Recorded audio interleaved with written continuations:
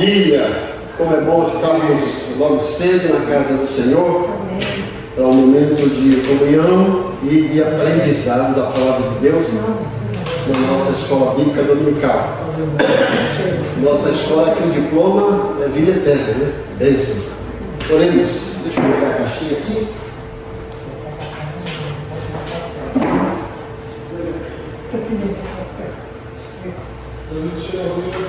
Pai querido, como é bom estar na tua casa. Mais uma vez queremos te louvar, te dar graça pela oportunidade e privilégio que o Senhor nos concede de logo cedo, logo no início da semana, estarmos juntos para o momento de aprendizado da tua palavra, para o momento de comunhão, meditação. Como a gente faz todo domingo, apresentamos essa caixa com o nome de pessoas que temos orado para que se convertam. Sempre a nossa oração é que o Senhor use os teus servos que estão mais próximos para que levem a essas pessoas uma mensagem transformadora através do seu testemunho pessoal.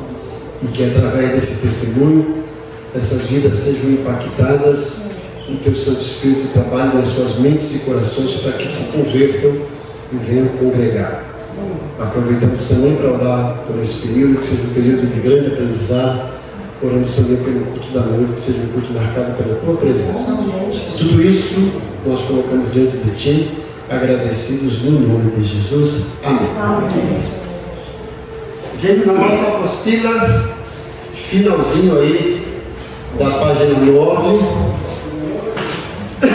trabalhando na questão do caráter cristão, vimos que o nosso caráter cristão é muito importante, e isso realmente é santidade à luz da Bíblia, o que Jesus falou bastante no Sermão do Monte. É o que a gente vê nos outros textos bíblicos a respeito de santidade, que está atrelado a caráter. Não existe santidade sem caráter. Santidade, a gente pode dizer que é o pleno exercício do caráter de Cristo na nossa vida.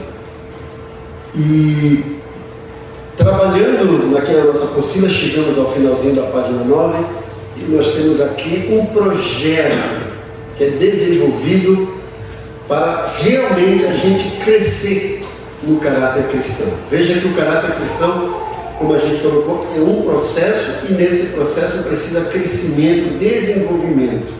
A gente não pode se dar por satisfeito dizendo: estou bem, me converti, legal. Não, é um processo. E a gente precisa, nesse processo, identificar as áreas que nós já crescemos, mas ao mesmo tempo não podemos baixar a guarda, né? E principalmente identificar as áreas que são vulneráveis, que a gente ainda não cresceu, e a partir disso desenvolver uma metodologia, um plano, um processo para crescermos também nessa área, certo? E aqui nós temos no final da página 9 da nossa apostila alguns passos. Nós selecionamos 3 passos que são fundamentais para o nosso desenvolvimento nesse processo de crescimento do caráter. Veja, o primeiro passo é identificar o campo no qual queremos crescer. O segundo, identificar as atividades ou métodos pelos quais iremos crescer. E terceiro, prestar contas a alguém que nos encoraje, anime e apoie para atingir o nosso alvo. Eu coloquei uma fórmula para a gente entender isso, colocando uma sigla, usando cada um desses itens, usando a palavra. O primeiro, campo, C. Segundo, atividades, A. E terceiro, prestar contas, P. Então é o método, a metodologia CAP. C, identificar o campo no qual iremos crescer. A, identificar as atividades ou métodos pelos quais queremos crescer. E P, prestar conta a alguém que nos encoraje. Eu acho que esse terceiro, gente, é fundamental. Se a gente desenvolver os dois, mas não tiver o terceiro, tudo aquilo que a gente conquistou vai por água abaixo. Às vezes a gente fica aborrecido, presta atenção, não é verdade? A gente fica aborrecido quando alguém vem e nos confronta quando alguém tenta abrir nossos olhos, aí a gente fica magoado, melindrado, fica cheio de mimimi. Mas a gente esquece que aquela pessoa viu aquilo na nossa vida e quer que a gente cresça. Porque quem ama, fala a verdade, não encobre. Não, você está errado, você precisa crescer. Mas nós somos tão melindrados que a gente fica magoado. E muitos até querem sair da igreja, né? E não é por aí. A gente fala, pô, graças a Deus, Senhor, porque aquela pessoa abriu os meus olhos. Muito obrigado porque o Senhor usou ela. Opa, e agora eu vou, certo? E a gente vai trabalhando nisso. Porque mesmo essa pessoa sendo usada por Deus, ela precisa de uma coisa que às vezes a gente fala, que é tato. Tato, é saber lidar com isso. Porque eu posso ver meu irmão que está com um problema e vou ajudá-lo. Mas talvez nesse desejo de ajudá-lo, eu possa não ser bem interpretado e acabar ferindo mais ele. Ele já está ferido, aí eu vou lá, tu é criança, tu não cresce mesmo, tu não aprende. Aí a pessoa, meu Deus, olha a diferença. Meu irmão, essa área você precisa crescer, você ainda está imaturo nisso, você está agindo como criança. E Deus quer te usar, você tem tanto talento, mas olha, você vai desperdiçar tudo isso por causa disso aqui. Vamos trabalhar nisso aqui, você quer ajuda? Veja a diferença, né? Então a gente precisa disso, tato. Mas vamos trabalhar esses 3 passos aí na página 10. Esses passos simples, tomados em oração e sob a direção do Espírito Santo. Olha aí, gente. É fundamental que tudo que a gente faça seja alimentado de oração e dirigido pelo Espírito Santo. Então, esses passos simples, tomados em oração e sob a direção do Espírito Santo, mudarão nossas vidas a nível individual, de grupo e de toda uma igreja, ou mesmo de uma toda denominação. Veja que Deus quer que a gente mude de vida. E a gente precisa constantemente dessa mudança. A gente não fica feliz quando a gente muda de casa para uma casa melhor? A gente não fica feliz quando compra um carro novo, muda de carro, muda de roupa, compra uma roupa nova, né? A nossa vida é a mesma coisa. A gente não pode viver aquela mesmice de sempre ser aquilo, né? Eu falo que é o crente Gabriel. Ah, eu nasci assim, eu cresci assim, você sempre assim, sempre Gabriel. Não pode ser crente Gabriel. Tem que mudar, tem que crescer, certo? Mas vamos lá. O primeiro passo, identificar o campo no qual queremos crescer. É a letra C, o C de campo, né? Quando a gente lê 1 Timóteo capítulo 3 e Tito 1, mostra uma lista de qualidades de pastores, que a Bíblia também chama de bispos e presbíteros. Essas qualidades que eles devem possuir. Olha que coisa fantástica. Às vezes as igrejas ignoram tudo isso. Escolhe um pastor porque é queridinho, porque fala bem, né? Mas se fizesse essa avaliação dessa lista aqui, que é precisa e fundamental, a gente ia evitar muitos males, né? Nessa lista, quando a gente prestar atenção, 1 Timóteo 3 e Tito 1, que vai falar sobre pastor e diácono, mas eu acho que vale para todo crente, nós temos lá 3 áreas que são importantes. A área intelectual, a área moral e a área espiritual. As 3 são importantes.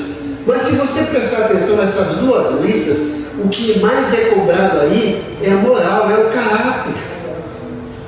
Porque muitas vezes o camarada tem uma formação espiritual e intelectual maravilhosa, mas o caráter depõe contra ele. Aí vai tudo por água abaixo, certo? Leia 1 Timóteo 3, de 1 a 7. Dá para ler para a gente, Pedro? E Tito 1, de 5 a 9. Dá para ler para a gente, Diácono Adelson? Essas são as listas de qualidades exigidas para pastores e também para diáconos. Aqui só está sobre pastor, mas mais à frente, continuando, tem sobre diácono, mas só isso aqui já é suficiente. A irmã Augusto e a irmã Marisa acharam aí, alguém ajude eles, né? 1 Timóteo 3, de 1 a 7. Já está em 1 Timóteo aí?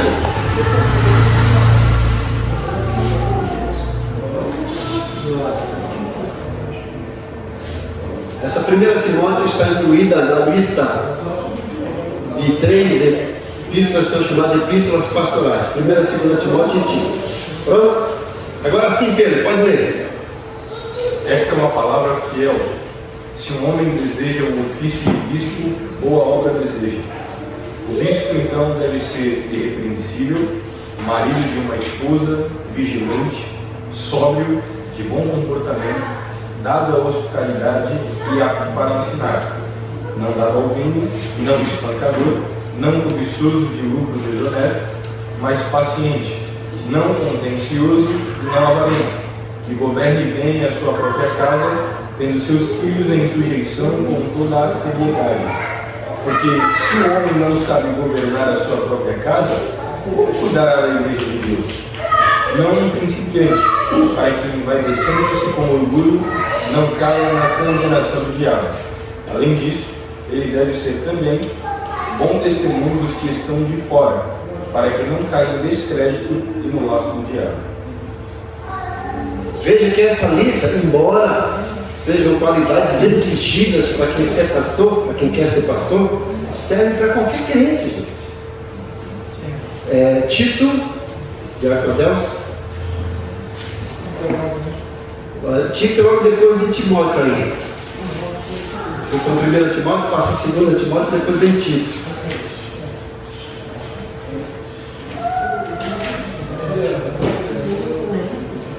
Tito capítulo 1, versículos 5 a 9.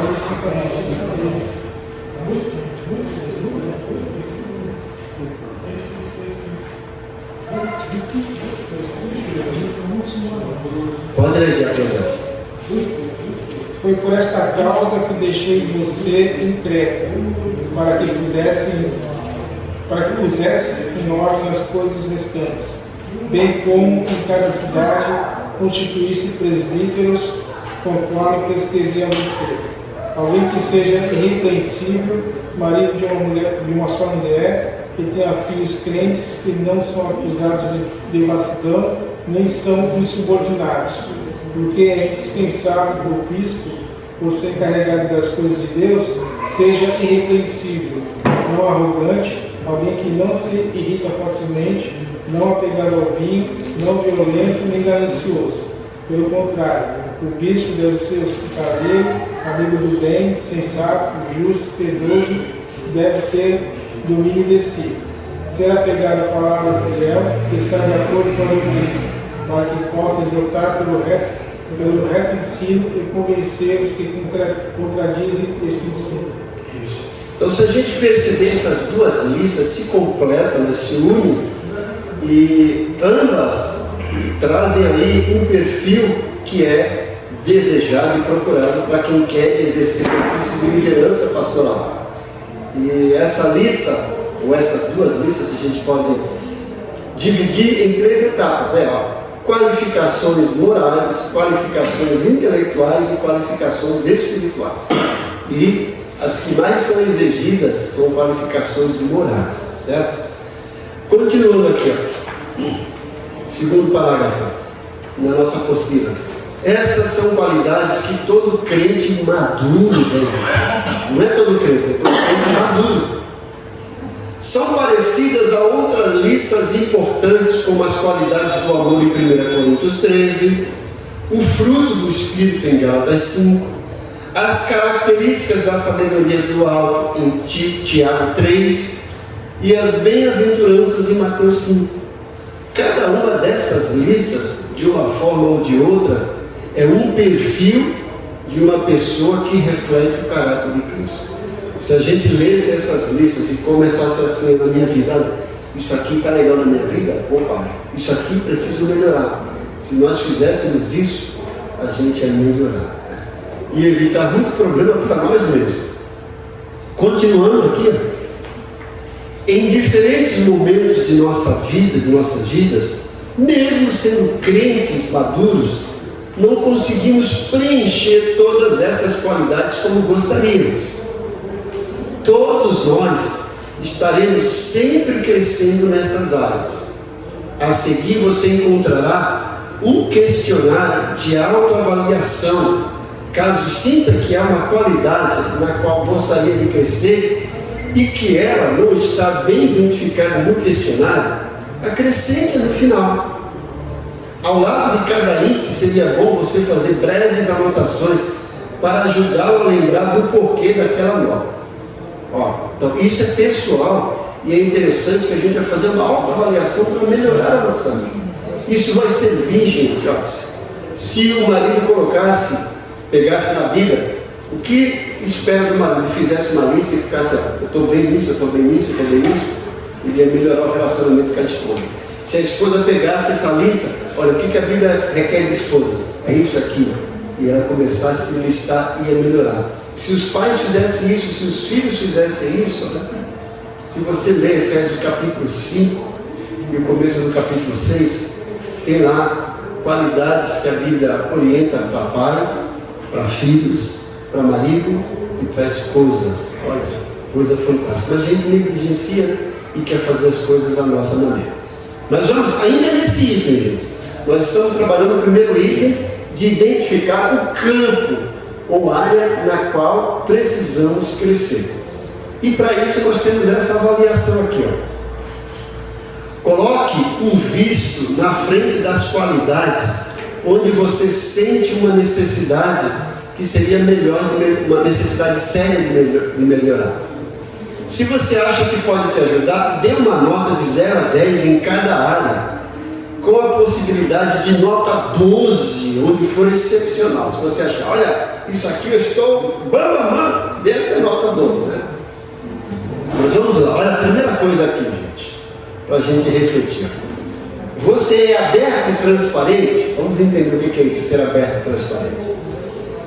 Você é aberto e transparente tendo saúde emocional, não mantendo barreiras ou feridas emocionais? Você é estável emocionalmente? Você é seguro? Não se sente ameaçado pela habilidade dos outros? Não é ciumento, invejoso ou jactancioso? Jactancioso é bom. Olha, isso aqui a gente já até reprovaria se a gente fosse sincero, né? Vamos pensar um pouquinho nisso. Ser aberto e transparente. O que é isso aqui? Tendo saúde emocional, não mantendo barreiras ou feridas emocionais. Muitos de nós vivem com feridas emocionais, mágoas do passado. Alguém nos feriu e a gente não soube lidar com isso e vive, né? Eu falo que é inadmissível, gente, ouvir um crente falar assim de outro crente na igreja: eu não falo com ele. Isso não deveria existir. Eu fico passado com isso. Eu não falo com ele. Que isso, gente? Mesmo que ele fosse o pior pecador, né? A gente tem que falar. Isso não quer dizer que a gente vai manter aquela comunhão, vem cá comer na minha casa, não. Mas dizer isso, eu não falo com ele. Então, às vezes, nós estamos sofrendo e isso prejudica toda a nossa vida, gente. O nosso relacionamento conjugal, o nosso trabalho, na escola, na igreja, com os vizinhos, quando a gente ainda tem alguma ferida emocional. A gente não conseguiu perdoar bem aquela situação e a gente quer se vingar, ficar cobrando.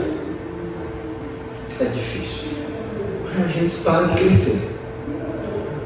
Você é estável emocionalmente, porque tem crente que está hoje glória, amanhã misericórdia. Fala que é crente montanha-russa. Oh, glória! Não, tem misericórdia. Esse crente montanha-russa, certo? A gente não vai ficar sempre glória, glória, glória, mas tem crente que é assim, né? Oscila com tanta facilidade porque não é estável emocionalmente. Então você é seguro. Quando você é seguro, gente, sabe quem você é? Você não está nem aí para a opinião dos outros. A pessoa chega, aquele cara é um chato. você sabe que você não é isso. Isso é a opinião dele, não é minha. Isso é problema dele, não é meu. Eu não sou chato. Então existe, que eu falo, críticas que a gente tem que aprender a observar. Quando alguém nos critica, às vezes é uma crítica construtiva. Eu olho, opa, eu sou isso mesmo? Se eu sou, vou me consertar. Se eu não sou, o problema dele, eu não sou. Isso é ele que acha, eu não acho. Fala, Márcia. O pastor, no começo aqui, está dizendo assim, você é aberto e transparente. Às vezes, quando você se aberto e transparente, você se torna chato. E às vezes, mas vamos lá, continua. Se você fala a verdade, você não é chato, você não serve. Infelizmente, nos tempos de hoje, eu sempre estou falando isso, colocando em algum status meu. O certo é errado, o errado é certo, como final. Aí o senhor fala assim, mas aí você fala assim, não fala com aquela pessoa. Aí tu pensa assim, pô, se eu não falo com aquela pessoa, ela vai subir pro céu, e eu vou estar lá, vai chegar lá, eu vou ter que falar, e é isso. Então, melhor se consertar. Porque a gente nem sabe se vai subir para o céu assim. Também, né? Tá. Então, agora presta atenção no que você falou. Falar a verdade se torna chato. Não. Falar a verdade não torna você chato. A outra pessoa que acha que você é chato. Lembra que eu falei? Aí é problema da outra pessoa. Agora, como você vai falar a verdade? Que aí você pode falar a verdade que machuca, de forma que machuca. Você está chateando a outra pessoa, você está se tornando chato. É aquilo que eu falei. Imagina que eu chego assim para mim. Você é irresponsável. Isso é inadmissível, você não pode fazer isso. E às vezes ela pode ser que, né? Usando só exemplo, tá, gente? Se realmente ela foi responsável. Aí chega, Pia, presta atenção. Você está agindo com irresponsabilidade. Vê a diferença? Você é irresponsável. Pia, você está agindo com irresponsabilidade. Você precisa melhorar nessa área. Olha a diferença. E muitas vezes o senhor falando desse jeito, o senhor vai chatear mesmo? Sim, aí o problema não é você, é ela. Porque você falou a verdade em amor. Está querendo ajudar aquela pessoa. Agora, se ela não se conserta, é problema. Veja, Jesus agiu de maneira branda com muita gente. Mas vê a diferença. Os fariseus que se achavam não gostavam dele, queriam apedrejar. Mas os outros que levaram a sério se consertaram. Como uma mulher pegou adultério, como uma mulher samaritana. Então, veja a diferença disso. Né? É tocar na ferida e assoprar o presente, estou falando, estou soprando. Às vezes você não precisa nem tocar na ferida. Chega assim, irmão, isso aqui está ferida, deixa eu passar um remedinho. É diferente, né? Entendeu? Né? Agora, só, né? Sim. Ó, eu fui fazer uma cirurgia aqui, levei pontos. A verruga estava aqui incomodando, eu não podia deixar não. Não vou porque vai doer. Eu vou ter que tomar anestesia, vai doer, levar pontos, depois eu tenho que voltar para tirar ponto, tem que fazer curativo. Mas eu podia, por conta disso, por causa desse procedimento, ficar com a verruga toda vez incomodando. Era diferente. E às vezes a gente está assim, com medo de se ferir, mas está ferido. Puxando o gancho da Márcia, realmente, pastor, às vezes a gente fala até com mansidão com uma pessoa, sim, mas a pessoa não está preparada para receber, porque ela acha que está certo. Sim. E você que está do lado de fora, está vendo que não. Sim. Aí é que você falou, é o problema. E o problema é dela, mas você tem que fazer a sua parte. Com amor e cheio de fala, porque você está achando que está querendo curar. Agora essa pessoa não. Se ela não quiser, é o problema dela. O problema dela, mas você fez. Então, não vai reclamar, né? Aí eu lembro que isso serve para isso também. Ezequiel 3, depois Ezequiel 33. Se você ver o ímpio pecado e você não falar nada, vai requerer o sangue de você. Agora, se você for e falar e ele não fizer, aí o problema é dele, você fez a sua parte. Isso também vale nos relacionamentos. Então, isso aqui é muito importante. Às vezes é a pessoa que não está emocionalmente bem. E aí, detector precisa ser curada. Precisa, trabalhar nisso. Às vezes acontece. Vou contar um caso aqui para vocês entenderem mais ou menos o que é isso. Teve um tempo que eu atendi aqui na igreja, pessoas, que a gente abria na parte psicanalítica. E teve um rapaz que fez um curso junto comigo, ele se formou também, o senhor, ele estava aqui. E eu dividia, né? Ficava aqui numa sala atendendo e ele no outro. E numa dessas ocasiões veio um casal de alunos que trouxeram a mãe do rapaz e ele estava atendendo, eu estava atendendo outra aluna, né? E daqui a pouco eu estou escutando aquele barulho, sai em nome de Jesus, sai, está repreendido em nome de Jesus, aquela coisa toda e nada, aquilo está me incomodando. Aí eu falei para a pessoa, espera um pouquinho. E eu fui lá, comecei a ver aquilo e falei, gente, essa mulher não está endemoniada. Essa mulher está com problema e ela precisa tomar remédio. Leva ela no psiquiatra, urgente. Aí eu vi que o casal, meio assim, ficou meio... Sumiram, desapareceram. Um ano mais ou menos depois, eu conheço São Vicente assim, e eles estão assim, me vendo assim na calça. Ô, pastor, tudo bem? Vem cá. Aí eu atravessei a rua, fui lá, me abraçar. A gente quer te pedir perdão. Mas por quê? Porque aquele dia o senhor falou que a minha irmã precisava, o rapaz falando de psiquiatra, eu achei que o senhor não era espiritual, que ela estava com um problema, eu fiquei zangado, fiquei aborrecido, saí de lá bravo. Mas depois, realmente, a gente levou no psiquiatra, o psiquiatra passou o remédio, minha mãe lá, tá ótimo, desculpa, pastor, perdão, você vê? Eles ficaram chateados, mas eu falei a verdade, precisei orientar. Se eles não quisessem, era problema deles. É assim que a gente tem que agir. Ver o erro, mas com amor e laço. E o maduro é aquele que observa, não vai ficar chateado. Se ele ficou chateado é porque ele é imaturo. E mesmo que a pessoa foi falar com a gente, foi grossa. Se você é maduro, você vai observar e você, irmão, obrigado por você ter falado isso. Só que eu achei que você foi grosso na maneira de falar. Mas tudo bem, obrigado por você abrir meus olhos. Então, se você é maduro, aquilo não te afetou. Era o problema também da pessoa que foi grossa. Então, você tem que aprender a lidar com a situação. O crente maduro sabe lidar. O imaturo se zanga, fica aborrecido, sai da igreja, começa a postar indireta. Eu detesto crente que fica postando indireta no Face, nas coisas. Teve um cidadão que passou por aqui e um dia eu falei para ele, a geral, falei para outra pessoa, mas falei para outra pessoa, eu vou falar para ele saber que eu falei. Pode dizer que eu falei, chamei ele e falei, tá. Gente, isso foi um sábado, quando foi na segunda-feira, eu estava me detonando aquela coisa toda. Fui lá, expliquei, falei para ele, para não ser fofoca, que eu mesmo tinha dito. Chega, fala, conversa. Né? Aí ainda teve, gente, a deslealdade de procurar outro pastor e me detonou. Aí esse pastor amigo meu falou assim, olha, pastor Zé Carlos, não é isso que eu conheço ele.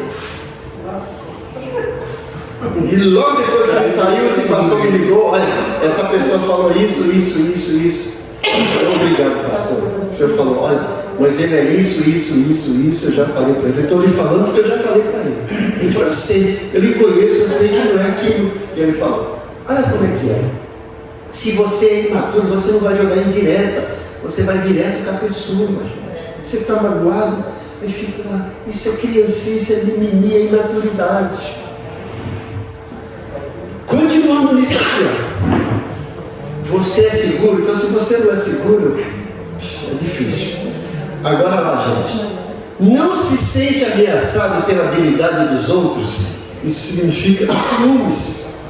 Não é ciumento, invejoso, orgulhoso. Então, às vezes a gente está na igreja, aí o outro está lá e a gente fica com inveja. Assim, eu cheguei primeiro, eu que tinha que ter lugar, o pastor é ingrato. Gente, se o outro é melhor do que você, glória a Deus por isso, ele é melhor naquela área. Ajude ele, você é bênção. Igreja não é lugar para disputar postos, gente. Igreja não é lugar de competição, mas de cooperação. Deixe, opa, glória a Deus, ele é melhor do que eu, graças a Deus. Mas com certeza tem algumas áreas da sua vida que você vai ser melhor do que ele. Não jogue. Isso é o crente maduro. Então, se a gente fosse colocar nota aqui, coloque você mesmo, não precisa falar para mim, né? Isso aqui, gente, dá pano para manga, dá para a gente ficar o dia todo só falando isso. Antes de entrar no segundo item, para vocês respirarem um pouquinho e falar, cara, preciso melhorar nessa área, então vamos melhorar um pouquinho, vamos adocicar a vida de vocês, distribuindo balinhas para vocês e para você ofertar. Se você quer abençoar o nosso ministério, você que está assistindo, você pode fazer através de Pix, transferência ou depósito bancário. A nossa Igreja Batista Ebenezer tem conta no Banco Bradesco, agência 0045, conta corrente 92746, dígito 5. E o Pix é o CNPJ da igreja, 44288-645-0001-47. Hoje eu não errei, não esqueci. Como eu falei no livro. Mas não esqueça de mandar um comprovante para a gente passar para o tesoureiro e para a nossa contadora, porque todo mês a gente presta conta com vocês, tá certo? Então, ainda naquele item, identificar a área que eu preciso crescer. Se você prestar atenção, nessa avaliação aqui, ó, você é aberto e transparente, não é? É uma área que eu preciso crescer, vou identificar. Você é estável emocionalmente, é legal, não é? Preciso crescer. Você é seguro, não é? Preciso crescer. Você é ciumento, opa, preciso melhorar nisso aqui.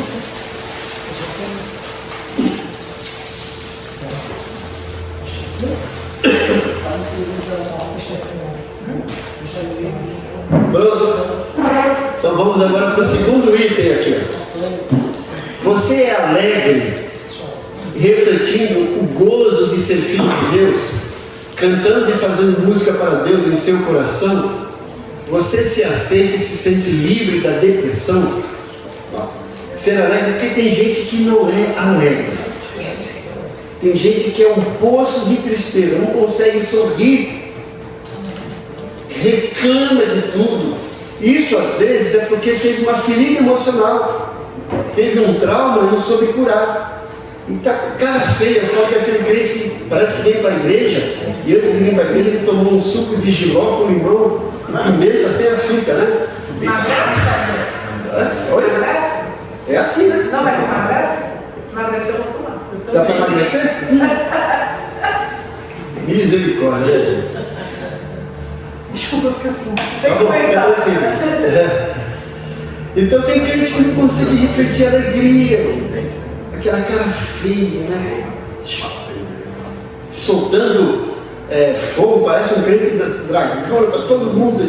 Aí não consegue perceber Deus no culto, não canta com alegria, não ouve a voz de Deus, e depois fala, eu não senti a presença de Deus. Como é que você vai sentir desse jeito?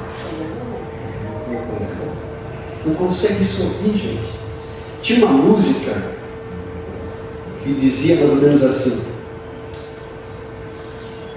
veja como a vida passa, a solidão aumenta e você só pensa em criticar.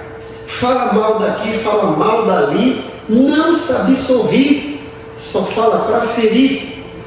Não vê que a vida passa e a solidão aumenta no seu coração. Aí ele diz, vamos embora daqui, vou procurar outro lugar. Não aguento viver com quem só pensa em criticar. Deixe o tempo passar e vamos ver quem tinha mais razão. Você vai aprender o que é viver na solidão. Porque é difícil você viver com uma pessoa negativa, né? Tudo, não consigo, não posso, nada, é difícil. Arruma um obstáculo para tudo, gente. Não consegue perceber as coisas boas da vida, não sorri. E acha que rir e brincar é pecado. Gente, santidade não é antônimo de alegria. O cara santo, ele sorri e brinca. Você vê, Deus sorri, Deus é alegre, a alegria do Senhor é a nossa força. Santidade não é aquela coisa assim, de que não pode, não é isso, gente. Então, às vezes, a pessoa está passando por esse período de depressão. E depressão não é pecado, certo? E procurar psicólogo não é falta de fé, não, gente. Psicólogo é um profissional que Deus deixou, certo? De preferência, se a gente puder procurar um psicólogo cristão, melhor, certo? Mas você quando vai procurar um cardiologista, você não fica assim na lista, deixa eu ver se ele é crente, se ele não é crente eu não vou. Aí você liga lá para marcar consulta lá na policlínica, você chega lá e fala assim, esse médico é crente, então não vou. Não. Da mesma forma como a gente procura um profissional de saúde, um médico, para o coração, para o ouvido, para o estômago, a gente precisa para a nossa mente, que é o psiquiatra, que é o psicólogo. Isso não é falta de fé não, gente. Nós estamos sujeitos. Quando a gente lê na Bíblia, Davi teve depressão, doença Pastor, é que nem muita gente fala, ai, mas eu não creio nisso. Crente tem depressão? Claro que tem. Isso Crente. não é doença, isso já julga as pessoas que nem. Se tem psicólogo, se tem, não é que a gente é doido, é um tratamento mental. Sim, claro. Principalmente hoje. Pela pressão que a gente sofre, pelos alimentos com agrotóxicos, tudo isso, gente. Né? Então, ó, Elias teve depressão, queria morrer. Então isso é bíblico, a gente vai. Enfermidade é pecado. Então Jó era o cara mais pecador que tinha. Paulo e Jó. Item 3. Você ama procurando mais o bem do próximo do que do seu? Porque quando você procura o bem mais seu do que do próximo, você é egoísta. Você não está demonstrando amor. Certo? Então você tem que se preocupar com o próximo. E aí quando eu amo o próximo, eu vou me preocupar com o bem-estar dele. Se ele está errado, eu vou olhar, vou falar com ele, né? Vou me colocar à disposição para ajudar com alegria. 4, olha aí. Você é apto para ensinar, isto é, você tem a qualidade de vida que o capacita a transmitir a palavra de Deus aos outros de uma maneira natural, que flui sem muita argumentação. Isso é uma qualidade intelectual, nem todos têm, certo? Às vezes você não tem aquela didática, mas isso não desqualifica para falar da palavra de Deus. Às vezes a gente vai evangelizar, vai pregar para as pessoas, e a gente afasta as pessoas por isso. Tem que ter tato, né? A melhor maneira de você condenar o pecado é mostrar a verdade e não ficar ressaltando o erro e deixando aquela pessoa. Então, por exemplo, se você vai na casa de alguém visitar e a pessoa abriu as portas e você chega lá e você olha, santo para todo lado, e você fala, misericórdia, hein? Você precisa se converter. Quanta idolatria, você não vai para o céu. Não é assim, né? Ganha amizade daquela pessoa. E aí, quando ela te dá liberdade, você vai perguntar, o que você acha desse santo? Você quer minha opinião sincera? Aí você vai. Veja o que Paulo fez em Atos 17, quando ele chega na cidade de Atenas, gente. Ele chega lá e ele olha tanto pecado, tanta idolatria, ele chega e vê tanta imagem, tanto altar dedicado aos santos, e ele vê um altar dedicado a um Deus desconhecido. E na hora ele se levanta para pregar e poder dizer, varões atenienses, vocês são pecadores e idólatras, vocês vão para o inferno. Foi isso que Paulo fez? Varões atenienses, percebi que vocês são altamente religiosos, que tem vários altares aí para deuses, e eu percebi que tem um altar ali ao Deus desconhecido. Eu quero dizer para vocês que esse Deus que vocês não conhecem, eu conheço. Aí ele começou a falar sobre Deus, o Criador. Não é a diferença. Se fosse hoje, o cara já chegava lá e chuta o pau chuta a santa, derruba tudo, vai preso, dá escândalo, não é assim, gente. Então tem que saber ensinar. Ensinar é mostrar a verdade, não é tanto apontar o erro. A melhor maneira de apontar o erro é mostrando a verdade. É assim que deve ser feito, né? Porque tem crente na igreja que se acha. Ele fala, a igreja está em pecado, essa igreja precisa melhorar. Realmente precisa, porque ele é um deles, né? Mas é diferente como você coloca, cara. Olha. Você vê, o cara que se acha, ele fala, essa igreja está em pecado, vocês precisam melhorar. Se ele é uma pessoa, gente, nós estamos passando por um momento difícil, nós precisamos melhorar. Veja que ele se coloca. filosófica, né? É isso, é diferente. Vamos lá para o item 5. Você é bem conceituado entre os não crentes. Isso é algo para se pensar, gente. Isto é, eles o respeitam e dão bom testemunho de você, mesmo se discordarem de suas convicções religiosas. Porque tem crente, gente, que no trabalho, ou na escola, um crente chato mesmo, né? Que pega no pé dos outros, só cobra, né? Então você tem que saber lidar com isso. E eu trabalhei numa empresa, né? E eu trabalhava num ambiente e foi difícil, porque tinha uma pessoa que trabalhava nesse escritório que eu conhecia e tinha ele como, olha, um crente conceituado. Quando eu fui para lá, ele tinha saído daquele lugar e eu ia ficar no lugar dele. Eu já me senti lá abaixo, né? Ele tinha muito mais talentos do que eu naquela área. Mas quando as pessoas já falaram assim, quando se der para o crente, lá vem outro maninho. Ele chamava o cara de maninho. Lá vem outro maninho, até o meu chefe. Porque esse camarada se achava muito espiritual, mas deixava muito a desejar. Tinha excelentes talentos na área profissional, mas por causa da conduta foi afastado. E aí me chamaram para lá. Aí pensaram, logo no começo, lá vem outro maninho. Gente, mas a situação mudou. A minha postura, né? Conquistei a amizade de todos aqueles que não eram crentes, né? E chegou um ponto de uma vez aconteceu algum negócio, eu disse, ei, São Zé Carlos. Aí o gerente falou, ele não. Eu tenho certeza que não foi ele. A postura dele não é essa. Aí eu me senti tão bem, o chefão lá me defendeu. Veja como são as coisas. Então, como que a gente é conceituado, é visto lá fora? Os nossos vizinhos, no nosso trabalho, na nossa escola. Isso não quer dizer que você tem que se misturar e agir como eles. Tinha festa na empresa, às vezes, eu ia com eles, mas eles me respeitavam. Tomavam as bebidas, cerveja, algumas coisas lá, você não tomava. Mantinha o meu caráter. E eles já sabiam, me respeitavam por isso. Então a gente precisa saber como lidar com isso, mostrar o nosso caráter, a nossa maturidade, não se deixar influenciar, mas exercer a nossa influência, certo? Eles até sabiam, gente. É uma coisa interessante, né? Quando ligavam lá e o cara não queria atender, quando tocava o telefone, não deixa o Zé Carlos atender, porque se perguntar que eu estou aqui, vai falar que eu estou, né?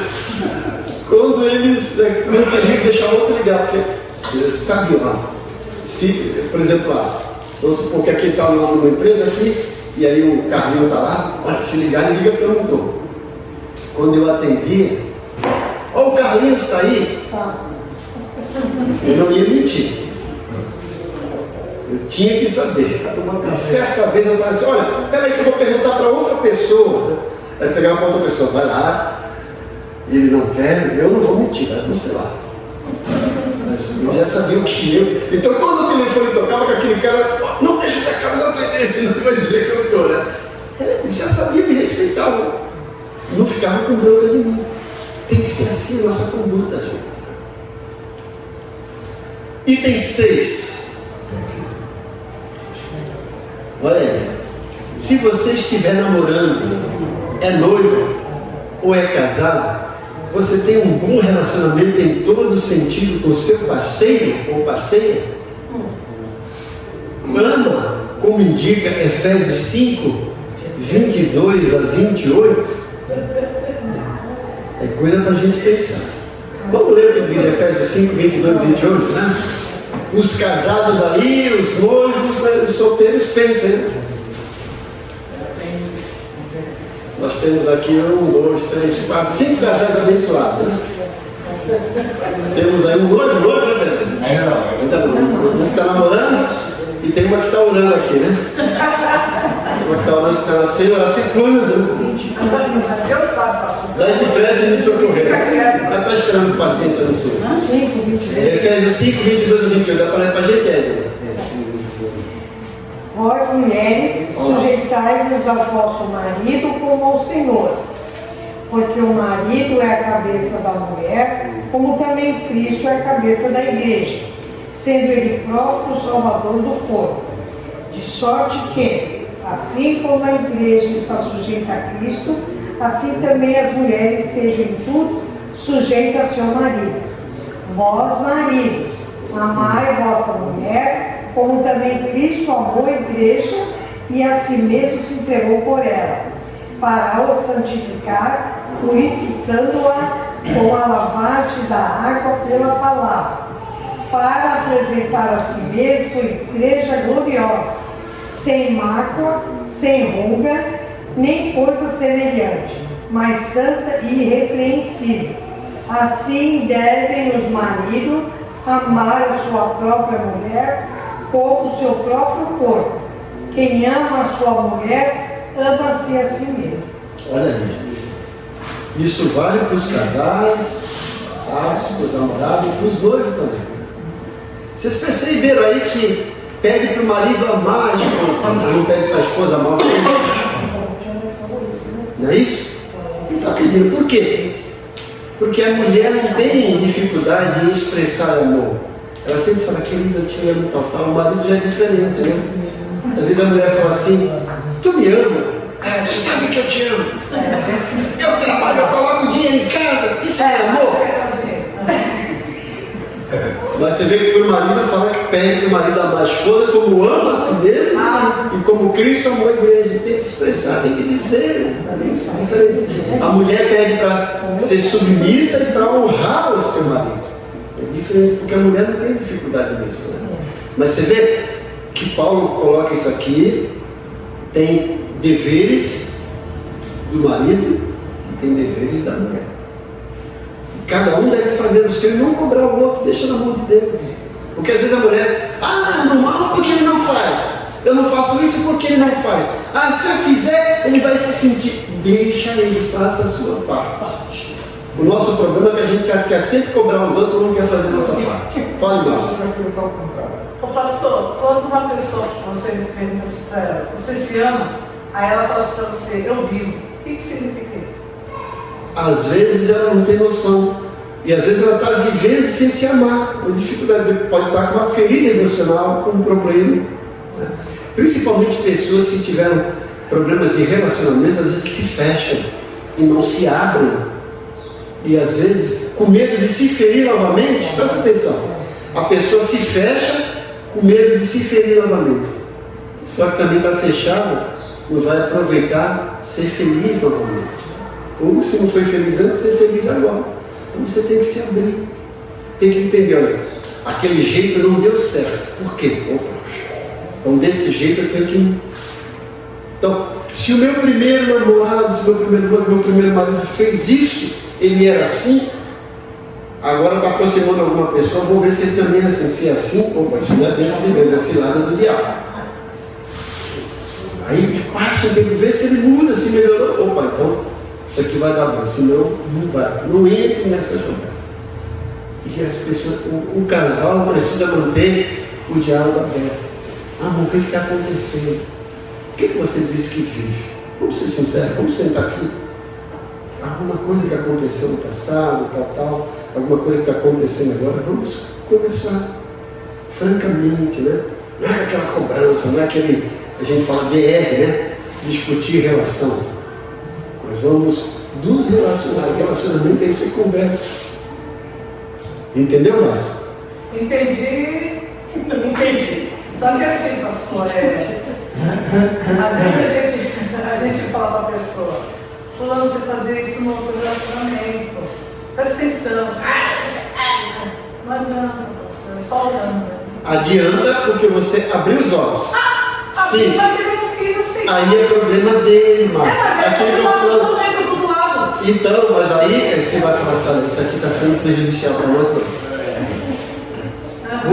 Às vezes, lembra que a gente começou logo no começo aqui, oração. direção do Espírito Santo. Primeiro, Senhor, meu marido está assim, minha esposa está assim, meu noivo está assim, meu chefe está assim. Como que eu faço? Me orienta. Às vezes, no próprio culto, a palavra vem. E você, educadamente, olha, vamos conversar sobre isso. Está difícil, a gente precisa crescer. Ah, mas não mudou. Está vendo? Não mudou. Talvez lá no começo você já via isso e não quis tratar. O nosso problema é assim. A gente vê lá, é bonitão. Mas tem esse defeito. Aí tenta tratar, não dá certo. Não, eu vou casar, depois melhor. Não melhor, pior. Se não resolveu antes. Gente, o período de namoro e o noivado é para resolver isso. Ô pastor, senão vai ter problema. Mesmo você conhecendo de tudo isso aí que você não conhece. Sim. Passa anos e anos que você não é. É que Deus falou, se não começou no começo, cortar bem certas coisas, se você não cortar no começo, vai. A minha avó tinha um ditado que ela dizia, homem não se põe em costume, se pôr, você não põe, não tira. Sim. Então, é tudo no começo, né? Tudo vai pro começo. Exatamente. Quando a gente começa algo errado, tem tudo para dar errado. Tudo para dar errado. Começar certo, a gente ainda está sujeito a errar. Mas se já começou errado, já Porque deu no errado. começo é tudo maravilha. Sim. Depois que casa, as coisas mudam um pouquinho. Muda. Não é como namoro, noivado. É diferente. Sim. Por quê? Vocês não estão juntos. Aí é o ditado que fala, quando se ajunta as duas escovas, aí você vai ver o lado da esposa e o lado do esposo. Aí fazer o que você falou. Aí tem que os dois sentar e conversar, para poder dar, né? Fala, Bonifácio. Pastor, e se nesse casal a esposa acha que o problema desse homem é porque ele trabalha? Porque ele trabalha. Qual é o problema em um cara ser um trabalhador? Eu gostaria de entender. Nada, problema nenhum. Isso quando. Tudo isso é relativo, gente. Às É vezes. demais, pastor. Sim. É demais. Sim, então, tudo que é demais é prejudicial. Ó, eu já contei aqui um episódio de uma criança para o pai e que serve também para o marido e para a esposa. O pai, um bom profissional, um empresário e tal, ganhava bem, tal, né? E um dia à noite o filho bateu na porta. Pai, entra, filho, o que é essa hora? Vem me perturbar. Pai, quanto que o senhor ganha por hora? Meu filho, essa hora? Pai, por favor, tá bom. Meu pai, para se livrar, eu ganho R$3 por hora. Naquele tempo. O filho foi embora. Daqui a pouco o filho bate novamente. De novo, o que você quer? Pai, você pode me emprestar R$1? Meu Deus, essa hora você quer R$1? Me deixa dormir. Mas tá bom, vem aqui R$1. Deixa em paz. Aí demorou um pouquinho, o filho bateu lá. O que foi? Entra de novo. Meu pai. Aí ele veio com as moedinhas que ele tinha do cofrinho. Ó pai, eu tinha R$2 aqui e o senhor me emprestou R$1, está aqui, eu tenho R$3. O senhor me vende uma hora do seu tempo? Aí aquele pai começou a chorar. Ele era um ótimo trabalhador, profissional, trabalhava demais, não tinha tempo para o filho. Com certeza não tinha tempo para a esposa. Certo?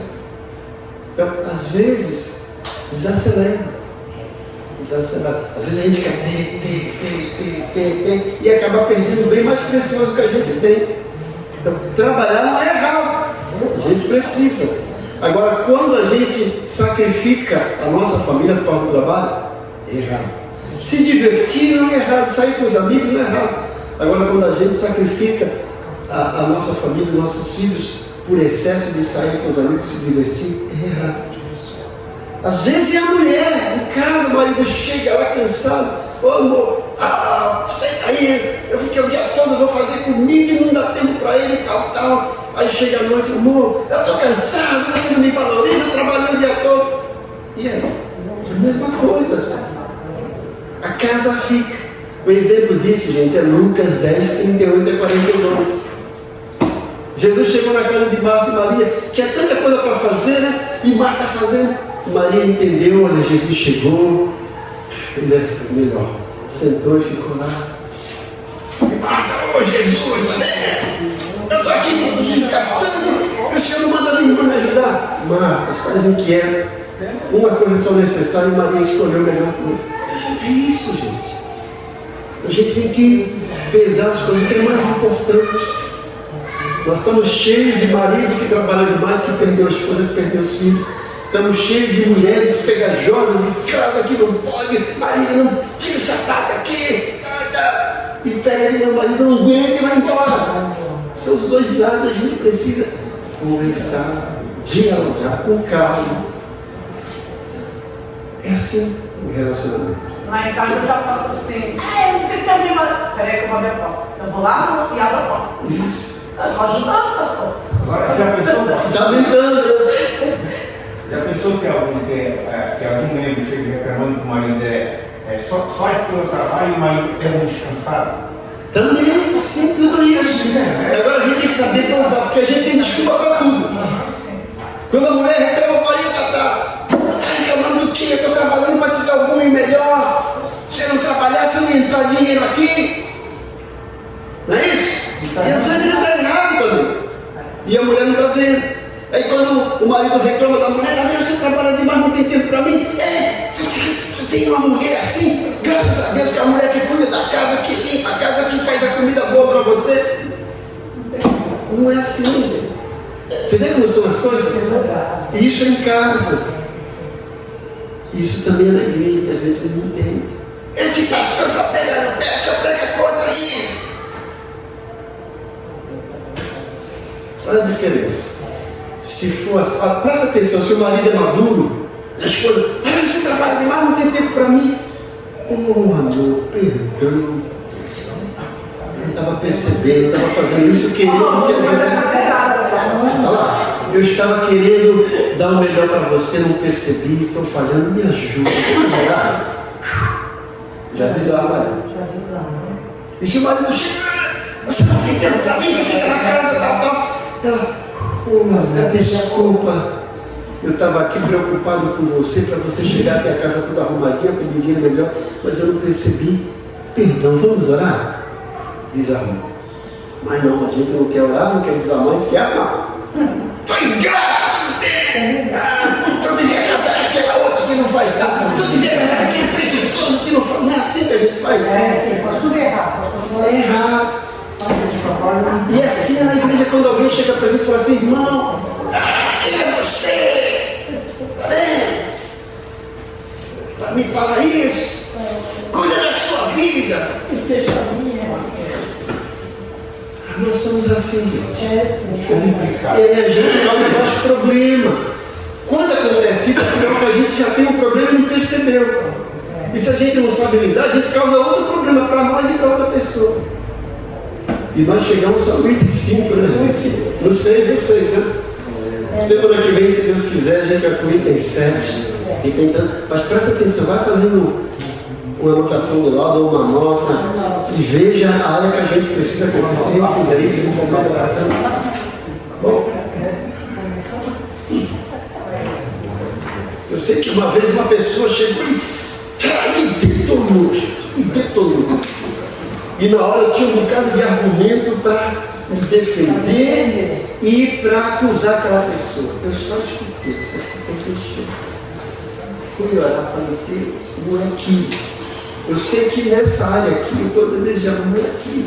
Se eu percebo que aquela pessoa também fez isso, falei, então Deus, deixa eu ir lá.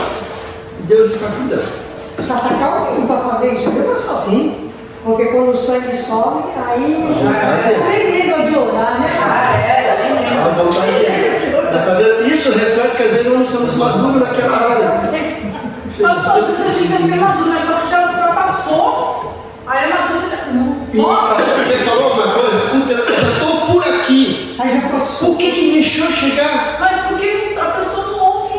Não é Então, mas se é casado, gente, por que casou? Se é namorado, por que está namorando? Se é noivo, por que está? Então, resolve antes. Se não resolveu, não é para mim, não vai dar. Certo? É assim. Antes mal acompanhado do que só. Não, ao contrário. Antes só do que mal acompanhado. Certo? Então, tenta. Às vezes, aí depois a gente fala assim, não, Quando casar, melhora. Quando casar, não casa. Não resolveu? Vamos orar, gente. Semana que vem, item 7 da página 11, tá? Vou assistir. Lembrando que hoje à noite, às 18 horas, nós temos o nosso grande culto de louvor e adoração a Deus. E hoje nós temos um pregador. Olha aí. De fora? Não é bem de fora. Um pregador diferente que vocês nunca ouviram pregar aqui na Igreja Batista Benéfica. Vamos ver hoje, Deus quiser. Coisa nova, né? Pai bondoso, nós queremos te agradecer por esse momento de aprendizado, te agradecer por esse povo fiel, que está sempre aqui aprendendo a tua palavra. Nos ajuda a colocar em prática tudo aquilo que temos aprendido. Nos dê um dia abençoado, nos traga de volta para o culto à noite, que os teus anjos nos levem para os nossos lados, nos protegendo, e que o teu Santo Espírito nos dê um dia abençoado. Nós oramos agradecidos em nome de Jesus. Amém. Que a graça do Senhor Jesus, o amor de Deus Pai e a comunhão do Espírito Santo seja com todos. Ebenezer, a igreja se importa com você.